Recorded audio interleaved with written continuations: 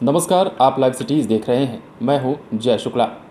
रामविलास पासवान अब इस दुनिया में नहीं रहे, लेकिन रामविलास पासवान एक ऐसी शख्सियत थे जिनका व्यक्तित्व काफ़ी ऊंचा था। उनसे सभी युवाओं को और आज के राजनीतिज्ञों को सीख लेने की ज़रूरत होगी। जी हाँ, रामविलास पासवान एक ऐसे नेता थे जिन्होंने Guinness book of world record में भी एक नहीं 2 बार अपना नाम दर्ज कराया था।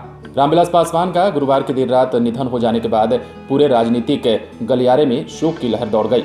दिल्ली से लेकर बिहार तक हर कोई गमगीन है और यही पूछ रहा है कि आखिर रामविलास पासवान छोड़कर क्यों चले गए।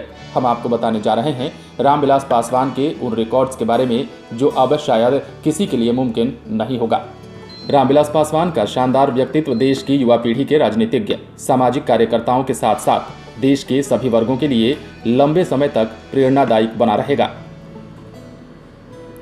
संविधान निर्माता बाबा साहेब भीमराव अंबेडकर और राष्ट्रीय स्तर पर ख्याति प्राप्त दलित नेता जीवन बाबू के बाद देशवासी राष्ट्रीय स्तर का दलित नेता रामविलास पासवान को मानते थे।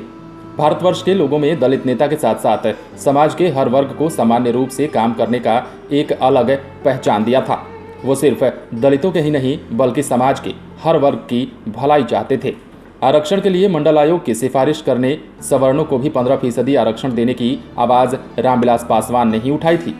उनका मानना था कि सवर्णों में भी गरीब और ज़रूरतमंद लोगों को आरक्षण का लाभ मिलना चाहिए ताकि वो भी समाज में कदम से कदम मिलाकर सामान्य रूप से चल सकें।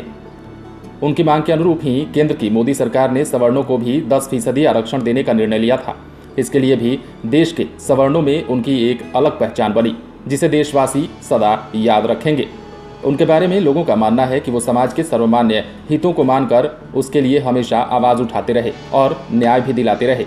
वे जीवन पर्यंत मजलूमों और मजदूरों की आवाज़ बने रहे।